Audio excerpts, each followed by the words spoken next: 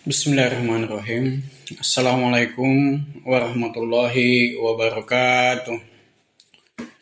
Alhamdulillah, senantiasa kita bersyukur kepada Allah Subhanahu wa taala,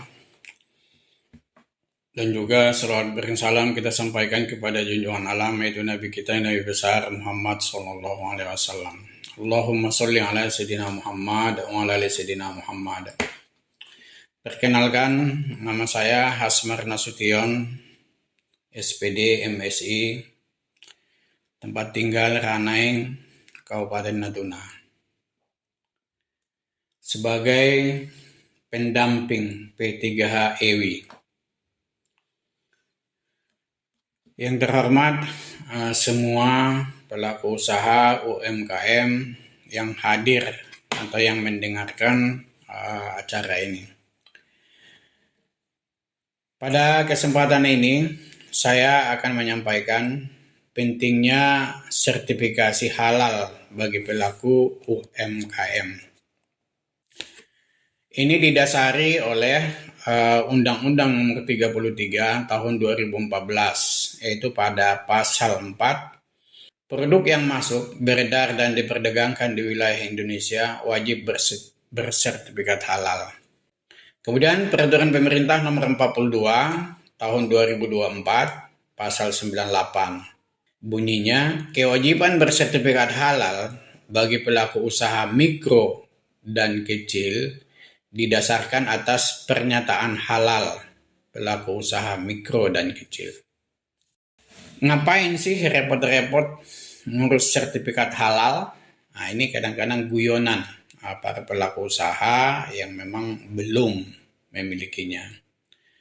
Sebenarnya, lebih repot lagi bila harus menjelaskan dan meyakinkan ke semua pelanggan bahwa bahan baku dan proses pembuatan produk Anda itu halal.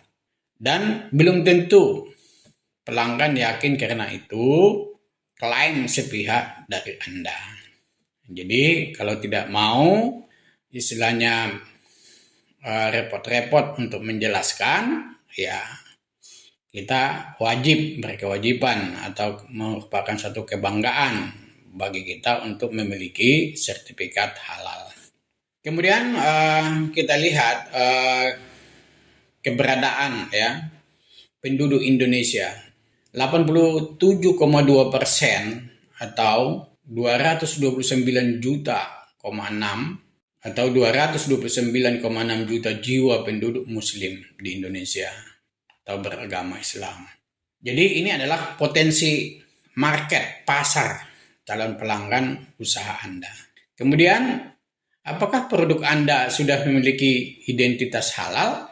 Wajib konsumsi produk halal. Jadi bagi orang muslim itu wajib mengkonsumsi produk yang halal.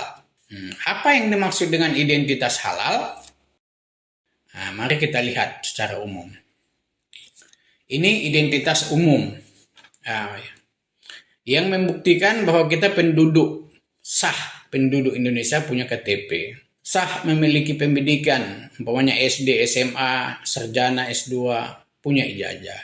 Kemudian warga negara yang mau bepergian ke luar negeri atau warga asing yang datang ke Indonesia wajib punya paspor. Kemudian sebagai akta lahir. Akta lahir. Kemudian akta nikah sebagai status perkawinan. Kemudian sertifikat tanah sebagai status properti kepemilikan. BPKB, identitas kendaraan. Jadi kalau kita punya kendaraan ada BPKB-nya, orang udah yakin, percaya bahwa itu adalah milik kita. Kemudian SIM, identitas izin berkendara. Bahwa yang membawa kendaraan wajib memiliki SIM. Supaya orang percaya, kita sebagai penumpang percaya bahwa dia sudah bisa mengendarai motor atau mungkin mobil. Nah, ini adalah identitas halalnya. Ini adalah contoh sertifikat halal. Jadi dengan memiliki ini, maka pelanggan nanti lihat. Ini biasanya kita tempel di tempat usaha kita. Dengan melihat, langsung pelanggannya yakin. Kemudian langsung terasa nyaman. Tidak ada keraguan lagi, apakah itu halal atau tidak halal, sudah nyaman. kemudian dia langsung senang. Ya. Bagi pengusaha, kepercayaan adalah hal utama dan mahal. Karena itulah sumber penghasilan berkelanjutan. Bagaimana cara mengurus sertifikasi halal bagi UMK? Syaratnya mudah. Ya. Yang pertama KTP. Tentulah kita sebagai warga Indonesia sudah memiliki KTP. Kemudian jenis produk. Itu ada bisa sampai 10 varian. Kemudian merek produk. Merek produknya juga mencerminkan kehalalan yang sopan. Ya. Foto produk. Foto tempat produksi. Tempat produksinya itu bagaimana di tempat produksinya. Apakah sudah bersih, memenuhi. Kemudian NIB sebagai kewajiban untuk izin berusaha. Kemudian omsetnya di bawah 15 miliar. Kalau sudah di atas itu lain lagi caranya. Berapa biaya mengurus sertifikat halal bagi UMK? Gratis 100%. Seandainya kita membayar, itu tarifnya adalah 230.000 per produk. Ya. Apa saja jenis produk atau produk yang dapat difasilitasi sertifikat halal gratis? Nah, jadi tidak semua juga yang bisa gratis. Ada beberapa produk saja.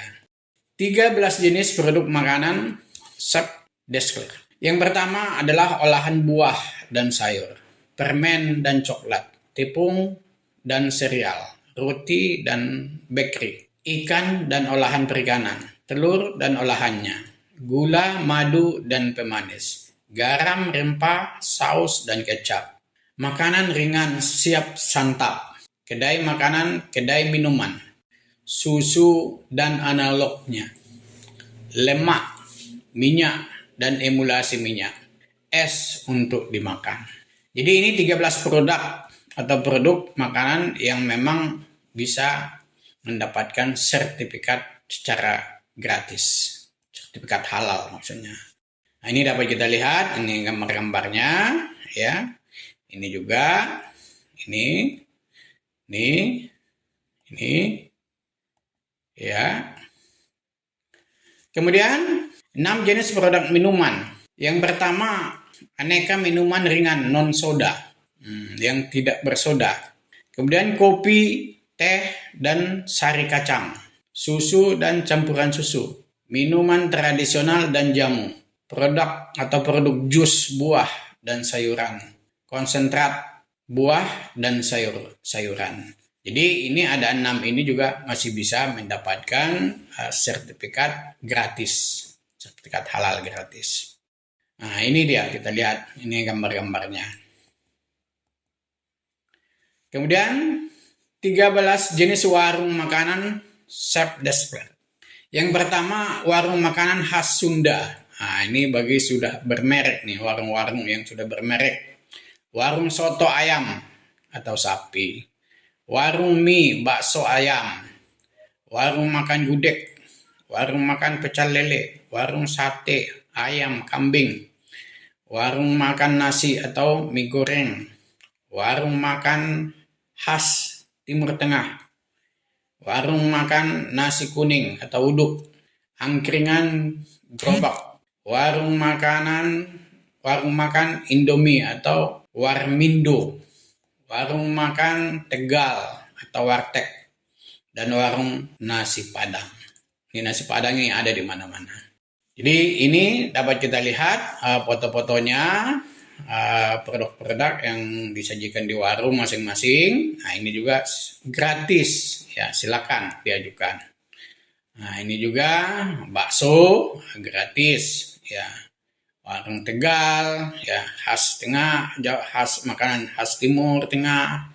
Baik, kita lanjutkan lagi. Berapa lama terbit sertifikat halal? Ya tentu memang kita pengennya cepat. Kalau sudah diajukan cepat keluar.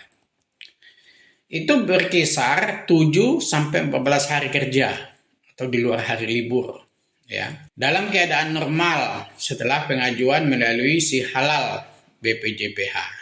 Jadi setelah kita ajukan tidak ada lagi kendala, semua syarat-syaratnya sudah dipenuhi, maka itu berkisar 7 sampai 14 hari kerja itu keluar sertifikatnya. Kemudian apa risiko bila produk atau produk usaha Anda tidak memiliki sertifikat halal? Nah, ini kadang-kadang ada yang sudah berpikir dan kadang-kadang belum berpikir. Nah, jadi bila ada pelanggan atau kompetitor memviralkan bahwa produk atau produk usaha Anda tidak bersertifikat atau tidak bersertifikat halal, apakah akibatnya bagi usaha Anda? Ya, bisa-bisa jadi ya pelanggan kita ya kurang percaya. Bisa juga kita kena sanksi peringatan, atau bisa juga sanksi beratnya mungkin ada denda, atau mungkin ada juga teguran secara tertulis. Jadi pada saat ini di tahun 2026 ini P3H EWI siap mendampingi proses sertifikasi halal produk Anda secara gratis. Yuk, segera daftar. Jangan ragu. Kalau ada keraguan, silakan menghubungi kami. Nanti kita akan berdiskusi di mana kendala-kendalanya, sama-sama kita ambil solusi sehingga betul-betul semua ya produk-produk makanan kita, warung kita segera kita daftar.